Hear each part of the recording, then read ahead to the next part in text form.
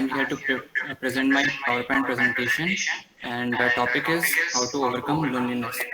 So here we go. This is the index. It tells what is loneliness, connecting with people, mental effects of loneliness, some related problems, some other effects, physical effects of loneliness, what can be done, expert help and solutions, and finally the conclusion. So how to overcome loneliness? Before that, we need to know one more thing. What actually is loneliness? Loneliness is a universal human emotion that is both complex and unique to each individual because its source and the effects that it has on people is drastically different. So the effects also varies. And here is a quote by Mother Teresa which explains how deep the problem can be, which says, loneliness and the feeling of being unwanted is the most terrible poverty. So we get a gist of how big the problem can be. Now, so here we go, what actually connecting with people means. We all know that we are humans and human is a social animal. Human needs society to survive, to talk, to express himself. And when these social ties are broken or threatened, we experience significant distress. Experiences like being shunned, excluded, and being isolated activates the same part in the brain that respond to physical pain. Emotions are not only surface pain, which tells us that emotional pain also feels the same as physical pain, as if we are being hit by something. Now we come to some mental effects of loneliness. Loneliness is a less regarded problem. Not people are aware of it. They don't even know that it is a problem which exists, but can cause serious impacts on one's mental health. It leads to a number of mental problems which, if not taken care of, can have devastating effects on both one's personal and mental life. Here are some images which show how it can affect people.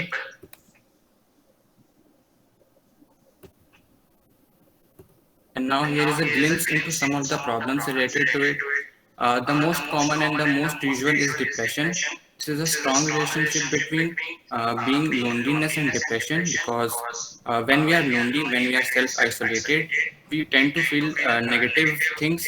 Our negative self-beliefs increase. It also decreases our life satisfaction, and which is a common symptom of depression. Then comes psychosis. Loneliness has been linked to a difference in hallucinations and paranoid thinking. As we know that people start hallucinating, we have seen the movies like Bhul Bhulaiya, where people experience different mental distress and they start seeing things which actually even do not exist. Here are some of the images which show how people tend to change their behavior due to this. There are some more mental effects like anxiety.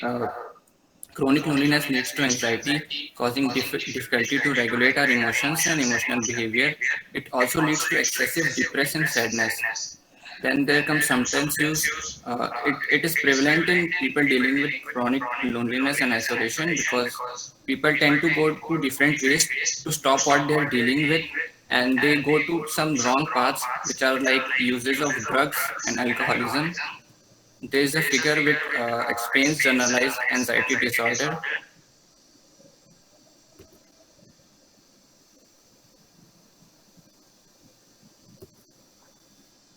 And there are some physical effects. We are social creatures. We are designed to live with others. Our body and brain are rewarded when we do so. But when we fall alone, it leads to severe physical effects too, such as high blood pressure, heart diseases, diabetes, stroke, sleep problems, increased risk of dementia, which actually means it's a kind of mental disorder where people even tend to forget who they actually are. Then there is memory decline, cognitive decline, and there are so many different problems. Now that we have discussed so much different problems, now we discuss what can we do, how to prevent this thing, and what can be the processes. We can do stress reduction. When we are lonely, we tend to feel more sad and depressed. We get isolated, and when we reduce stress, our mind gets relaxed, and a major part of this problem it's solved itself.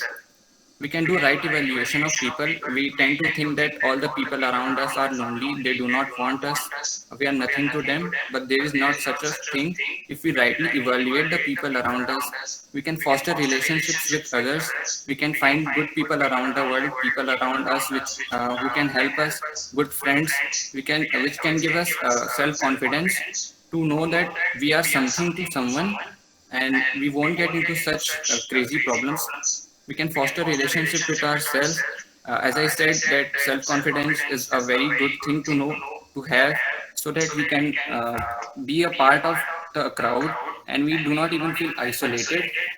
We can have our own differences, but which won't make any difference if we have self confidence and we think that we can do something.